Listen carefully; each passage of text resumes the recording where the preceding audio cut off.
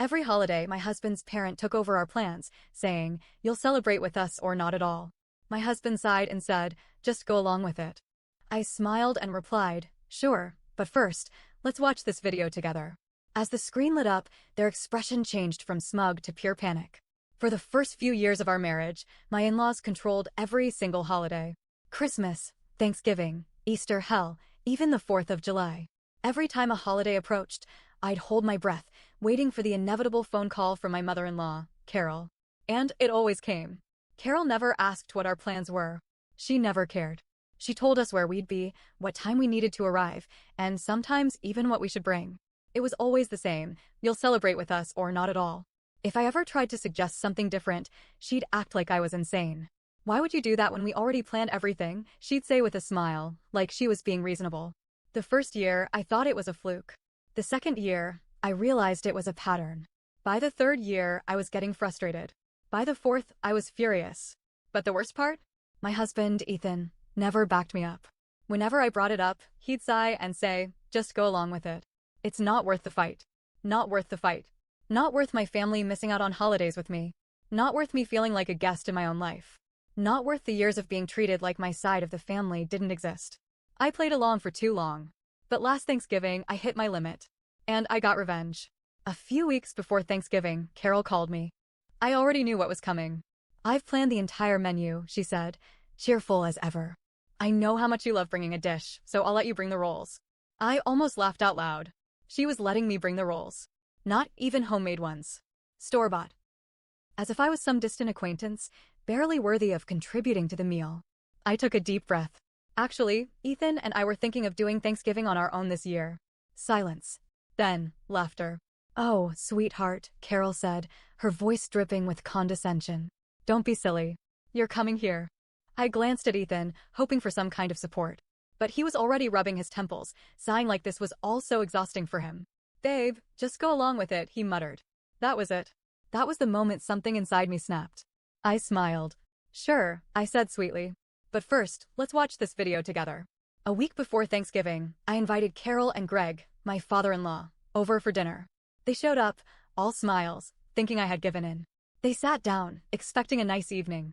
Instead, I turned on the TV. The screen lit up. It was a video compilation, one I had been collecting for years. It started off simple. Little clips of Carol being her usual, controlling self. Her snapping at me over the way I cooked mashed potatoes. Greg mumbling that wives should be seen and not heard. Yes, he actually said that. Then, things escalated. Carol snooping through our bedroom last Christmas. The security camera caught her digging through my jewelry box and opening my nightstand drawers. Greg making racist comments about my cousin at Easter dinner, which he later denied ever saying. Carol mocking Ethan behind his back, calling him spineless for letting me have an opinion. The grand finale, a recording from my car dashcam. The night before my wedding, Carol had no idea my car recorded audio. But the camera caught her saying, "I give it 6 months. He'll divorce her and find a proper wife." Silence. Pure, dead silence. Carol's face drained of color. Greg's mouth actually fell open. Ethan looked like he had just been slapped. Carol was the first to break. Where did you get this?" she stammered. I shrugged. "You know me. Always prepared." Ethan turned to me, his mouth moving like he wanted to speak, but couldn't find the words. "Why didn't you show me this before?" he finally asked. I tilted my head. "Would you have believed me?" He didn't answer. Carol scrambled for damage control. "You have to delete that." I smiled. "Oh, Carol. Sweetheart. Don't be silly. I've already backed it up." Panic. Pure, delicious panic. Greg turned to Ethan. "Son, you need to handle this." Ethan was still staring at the screen, eyes wide. It was like he had just now realized his parents weren't the perfect, innocent people he always defended. Carol tried again. "You wouldn't do anything rash with that video, would you?" I leaned in. "Of course not," I said, still smiling. "But Ethan and I will be spending the holidays however we want from now on. And if you try to guilt trip us or threaten us or God forbid snoop through our things again," I picked up my phone. "I might feel generous and send this to the entire family group chat." Carol's face twisted into something between rage and fear. Greg just looked defeated. They left without another word. Ethan sat in silence for a long time. Finally, he exhaled. "Holy sh*T. I shrugged. "Now do you see why I was upset?" He nodded slowly. "Yeah, I think I do." For the first time in our marriage, Ethan actually stood up to them. For the first time, I felt free. But this wasn't over yet. Because Carol? She wasn't the type to back down without a fight. Carol and Greg left that night without another word, but I knew that wasn't the end of it. Carol wasn't the type to take a hit and walk away. I expected the calls to start the next morning. But they didn't. A full day passed. Then 2. Then 5. Nothing. At first, I thought maybe, just maybe, they had accepted defeat. Maybe they realized they had overplayed their hand, that they had lost control. I should have known better. Because on the 6th day, Ethan's phone buzzed in the middle of the night. Then again. And again. At first, he ignored it, groggy and half asleep. But then, the buzzing didn't stop. It was continuous. A deep, sinking feeling settled in my stomach. I rolled over, watching as Ethan sat up and grabbed his phone. His eyes adjusted to the brightness of the screen, and the second he saw whatever was there, his face twisted. What the hell? I sat up. What is it? He didn't answer right away. Just stared at his screen, scrolling. I reached over and snatched the phone from his hands. And there it was. The group chat was on fire. Messages were flying in from aunts, uncles, cousins. Did you see what Carol posted? OMG, Ethan. WTF is going on? Is this true? You should be ashamed. Confused, I scrolled up. And my blood ran cold. There, pinned at the top of the group chat, was a long, dramatic Facebook post from Carol. A masterpiece of manipulation. The post started off innocent. Family is everything to me. I've always done my best to bring everyone together, to make the holidays special, to create lasting memories. Then, the turn. But sometimes, people change. Sometimes, they let the wrong influences into their lives. Sometimes, they become cruel. And then the full-on attack. My son has been taken from me. Brainwashed. Controlled. He's turned against his own blood, and I am devastated. Heartbroken. Betrayed. She went on, talking about how I had poisoned Ethan against her, how I was a master manipulator who had been plotting this from the beginning. And then, the final dagger. A real mother never stops fighting for her child. I will always love my son, even if he's lost to me now. But I pray that one day, he sees the truth before it's too late. The comments were flooded with sympathy. I'm so sorry, Carol. You don't deserve this. Stay strong. He'll come back to you. Some people just want to destroy families. The worst part? Some of Ethan's own relatives were eating it up. Not all of them, but enough. I scrolled through, disgusted, and spotted messages from his Aunt Margaret, his cousin Josh, even his own brother, Ryan. His own brother. You guys are really doing this? Cutting off your own parents? Over what? They love you, man. You need to think about this. I clenched my fists. She's flipping the script, I muttered. Making herself the victim. Ethan's face was pale. He looked like someone had just punched him in the gut. I don't understand, he whispered. I did. Carol had lost control of Ethan in private. So now, she was trying to control him in public. And the worst part? It was working. I put Ethan's phone down and grabbed my own. In situations like this, I had learned silence was a weapon. If I started defending myself, if I wrote some long post trying to explain my side, it would just validate what Carol was saying. So I did nothing. But Ethan? He couldn't ignore it. That morning, he called his mom. She answered on the first ring, fake tears already in her voice. Ethan, sweetheart, I knew you'd come around. I knew you'd realize how much you're hurting this family. Ethan took a shaky breath. Mom, take the post down. Silence. Then, a sharp little laugh. Oh, honey, why would I do that? Ethan's grip tightened on the phone. Because it's a lie. She gasped, actually gasped, like he had just slapped her. A lie? Ethan, I have done nothing but love you. And what do I get in return? Humiliation? Betrayal? Ethan pinched the bridge of his nose. Mom, you went through our bedroom. You called my wife controlling. You said you hoped I'd divorce her. Carol sniffled dramatically. Oh, so she's feeding you lines now? I know how this works. First, she isolates you. Then, she makes you doubt your own mother. Ethan's jaw clenched. I saw the videos, Mom. With my own eyes. Carol went quiet. And then, her voice changed. The fake sobs vanished. She dropped all pretense. Her voice turned cold. Well, if that's how you feel, she said, voice clipped, then I guess we'll see you at Christmas. Or not at all. And she hung up. Ethan stared at the phone like it had grown teeth. Then, he exhaled. Holy sh*T. I crossed my arms. Now do you see what I've been dealing with? He nodded. Slowly. For the first time, I saw real anger in his eyes. Not frustration. Not helplessness. Anger. She's not getting away with this, he muttered. And for the first time in our marriage, I believed him. After Carol's dramatic post, Ethan's phone didn't stop buzzing. Messages poured in, family members demanding explanations, some defending his mom, others just looking for drama.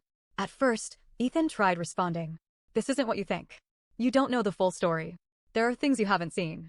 Mom isn't the victim here. But it didn't matter. People wanted to believe the lie. And the worst part? Carol knew it.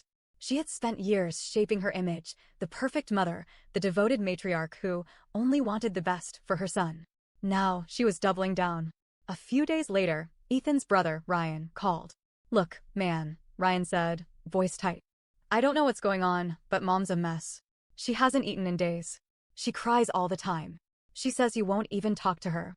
Ethan rubbed his face. Ryan, she's playing you. She's fine. You don't know that, Ryan shot back. She's lost weight. She's not sleeping. Dad says she just sits in the dark, waiting for you to come to your senses. I almost laughed. Carol? Sitting in the dark? Dramatic as hell. Ethan wasn't convinced either. If she's suffering so much, he asked, why is she still posting on Facebook? Ryan hesitated. She's just trying to explain her side. Ethan let out a bitter laugh. Her side is a bunch of lies, he snapped. Did she tell you she went through our bedroom? Did she tell you she called my wife controlling? Did she tell you she said she hoped I'd get divorced? Ryan went quiet. Then, no. Of course not. Because Carol only told the version that made her look good. She's your mother, Ethan, Ryan said finally. Are you really going to throw her away over this? Ethan's face hardened. I'm not throwing her away, he said. She's the one giving me a choice, her way or nothing. Ryan didn't answer. Just sighed and muttered, think about it, man. Then he hung up. Ethan stared at his phone. Then, slowly, he turned to me. I think she's planning something. I crossed my arms. She always is. But neither of us were prepared for what she did next. A week later, Ethan was at work when someone knocked on our door. I was home alone. I checked the peephole. And my stomach dropped. It was the police. For a split second, I panicked. Had something happened to Ethan? An accident? Was he hurt? I yanked the door open. Ma'am, one of the officers said. We got a call about a possible domestic disturbance at this residence. I blinked. What? The second officer glanced at his notes. The caller reported concerns about a woman in distress. Possible emotional abuse. My blood went ice cold. Carol. It had to be Carol. I forced myself to stay calm. I think there's been a mistake.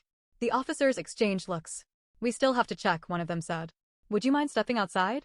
I did. One officer stayed with me while the other peeked inside. Is your husband home? No, I said tightly. Are you okay? I let out a humorless laugh. I'm perfectly fine. The officer gave me a long look. Then, he nodded. All right. Sorry for the trouble. We had to follow up. They left. And the second the door shut, I grabbed my phone. I called Ethan. The second he answered, I said, your mother just sent the cops to our house. Silence. Then, very quietly, Ethan said, tell me everything. Ethan was furious. Not just annoyed. Furious. He had been trying to handle things peacefully. He had been trying to keep some sort of relationship with his mom, despite everything. But this? This was war. Ethan called his mom that night. She didn't answer. So he texted her. Did you call the police on my wife? Read at 9:42 p.m. No response. He waited an hour. Then, he called again. This time, she picked up. Oh, sweetheart, she sighed. I was just about to call you. Did you send the cops to our house? Ethan cut in. Silence. Then, she gasped. Actually gasped. Oh my God, is that what they told you? No, honey, I would never do that. But, I mean, I did mention to a friend that I was worried about you, and maybe she called, but I had no idea. Ethan hung up. No yelling. No arguing. Just hung up. Then, he turned to me. She's done. For the first time, he cut her off. Blocked her number. Blocked her on Facebook. Told his family everything. Carol tried everything to get him back. Called from different numbers. Had Greg text, your mother is sick with worry. Had Ryan send a long message, she's still your mom, man. Ethan didn't budge. Then, Carol did the one thing she had left. She showed up. At Ethan's office. In tears. Security had to escort her out. That night, she left him a voicemail. Through sobs, she whispered, I hope you're happy, Ethan. You broke your mother's heart. I don't even know if I'll be here next Christmas. I hope you can live with yourself. When Ethan played it for me, I waited for him to react. For him to sigh. To look guilty. Instead, he just shook his head. She's never going to stop, he muttered. I put my hand on his. So what do we do now? Ethan thought for a moment. Then, he looked up at me. And he said something I never thought I'd hear. We end this. Carol had made her move. She had lied. She had manipulated. She had turned family against us. She had even sent the police to my door. And when that didn't work, she showed up at Ethan's office. It was clear she wasn't going to stop. Not unless we made her stop. So Ethan made a choice. He called a family meeting. It was time to end this. Ethan sent out a message in the family group chat, "We need to talk. Everyone. No more side conversations. No more rumors. This ends now. Meet at our house this Saturday." Carol saw it. She didn't respond. But I knew she would come. She wouldn't miss an opportunity to turn the narrative back in her favor. By Saturday, the tension in our house was thick. Ethan barely spoke that morning. I could see it in his face, he was dreading this. But underneath, I saw something else. Determination. He was done being controlled. At exactly 3 p.m., they arrived. Carol, Greg, Ryan, a few cousins, some aunts and uncles. Carol walked in last, like a queen entering her throne room. Her eyes scanned the room, her lips pressed into a tight little smile. She looked confident, like she still thought she could win. I almost felt bad for her. Almost. No one sat down. The room was too charged, too tense. Ethan stood in the middle of it all, his arms crossed. Carol sighed dramatically. "Ethan, honey, is this really necessary? This family has been through enough." Ethan's jaw clenched. "Yeah, Mom. It is." She put a hand to her chest. "I just want to fix things. I've been sick with worry. I haven't eaten, I haven't slept." Ethan cut her off. "Then why did you send the police to our house?" The room went silent. All eyes turned to Carol. She blinked, her lips parting in fake surprise. "What? Police?" "Ethan, I would never stop lying." Ethan's voice was sharp. Carol flinched. For the first time, she looked nervous. Greg shifted uncomfortably. Ryan cleared his throat, avoiding eye contact. But Ethan wasn't finished. "I didn't want to do this," he said, pulling out his phone. "I really didn't. But you forced my hand." Then, he pressed play. The voicemail from Carol filled the room. "I hope you're happy, Ethan. You broke your mother's heart. I don't even know if I'll be here next Christmas. I hope you can live with yourself." Her voice was thick with manipulation. The silence after the recording was deafening. Then, Ethan looked up. And his next words shattered everything. "This is emotional abuse." Carol's mouth fell open. She looked around the room, her eyes darting from face to face, searching for support. But no one spoke. Even Ryan was silent. "I have spent my entire life trying to make you happy," Ethan said, his voice shaking. "But it's never enough, is it? You always need more control, more attention, more power over me. And when you lose even a little bit, you lash out. You spread lies. You attack my wife. You turn my family against me." Carol shook her head quickly. "That's not true. That's not true. Ethan, honey, you're confused. Ethan took a step closer. "You told my wife I'd divorce her. Before we were even married." A few gasps. Carol's face went red. I didn't mean you went through our bedroom. You insulted my wife. You lied to this entire family about what happened." Ethan turned to Greg. "Dad, you've been quiet. Do you want to defend her?" Greg shifted, uncomfortable. I mean, your mother only meant well." Ethan let out a bitter laugh. "Of course she did." Then, he turned back to the group. "This is the truth. You've all seen it now. You can either believe it or keep pretending. But either way," he looked Carol in the eyes. "We're done." Carol's face twisted. Pure rage. "You can't just we can." "And we are." Ryan took a step forward. "Ethan, man, come on. She's still our mom." Ethan exhaled, shaking his head. "No, Ryan. She's your mom. She's my abuser." And just like that, it was over. Carol broke. Her entire body shook. "You can't do this to me. I am your mother." Ethan didn't even flinch. "Then act like one." He turned to the door. "Get out." Carol hesitated. For a split second, I saw something flicker in her eyes. Not sadness. Fear. She knew.